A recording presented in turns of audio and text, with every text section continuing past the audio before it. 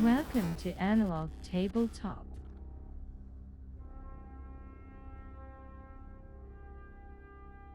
Since the dawn of time, board games have had one thing in common: the rules.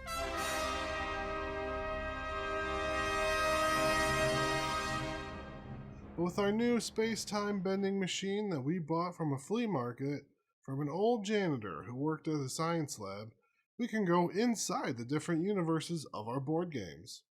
We can meet pirates, dinosaurs, genies, zombies, aliens, and giants, and use their abilities to our advantage, all of while changing the paradigm of board games as you know them by changing the rules to your advantage.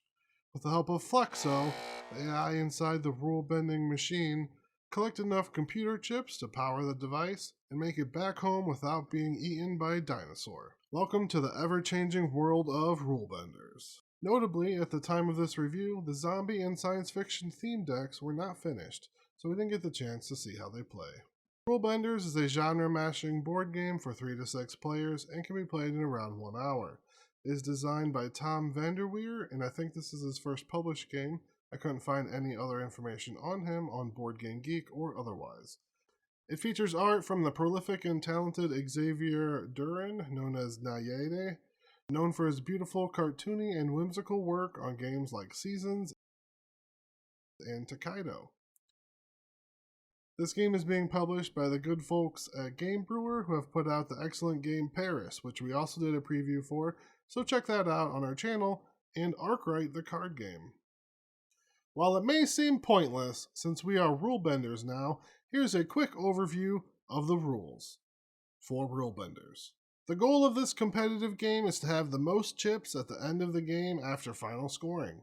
You can get chips by trading resources, playing cards, and changing the rules of the game in your favor. Rulebenders is primarily a card game with some area control elements. On your turn, you can play a card or place an energy cube.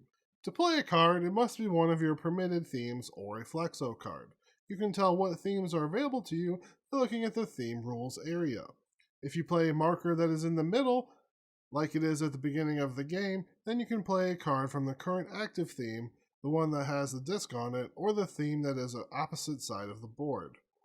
The cost of the card is the top left number, but what currency you need to pay depends on where the currency marker is at the moment. If it looks like this, then the currency you need to pay is cards. If your marker was on a different evolution track space, then you could have an advantage by choosing to pay in the secondary currency type, or any currency of your choice if you make it to this space. Place the card in front of you and do the effect it says.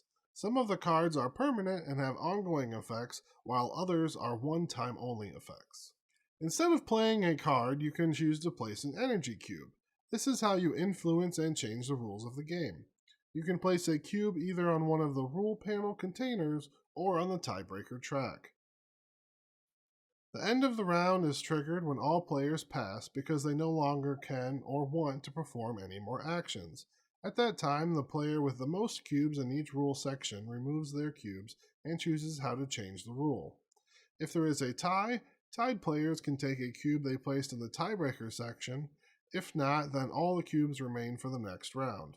The rule sections include the theme cards that can be played, the hand limit, the exchange rate token that will be given out, the currency used to play cards, the start player and the amount of chips received, energy cubes received, and the number of cards you can draw.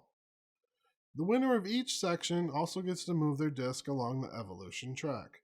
They can move it in either direction, moving closer to the electron token, meaning having a disadvantage in that given rule, but the electron token, if collected or close at game end, are worth more chips on average, which is how you win the game. The radiation token, in contrast, gives less chips at the end of the game, but more advantage during the game, such as gaining more energy cubes or cards. Once the rules have been set for the next round, you get resources in the new amounts, move any unused cubes down on the tiebreaker track, discard all fuel cards still in front of you, and advance the round marker. After 4 of these rounds, there is a final scoring where you can get chips for the remaining evolution markers and for set collection cards. Thanks to everyone who made it to the end of our video. Please subscribe to our channel if you haven't yet. And please be safe, wear a mask if you are around other people, and wash your hands. And I'll see you next time on Analog Tabletop.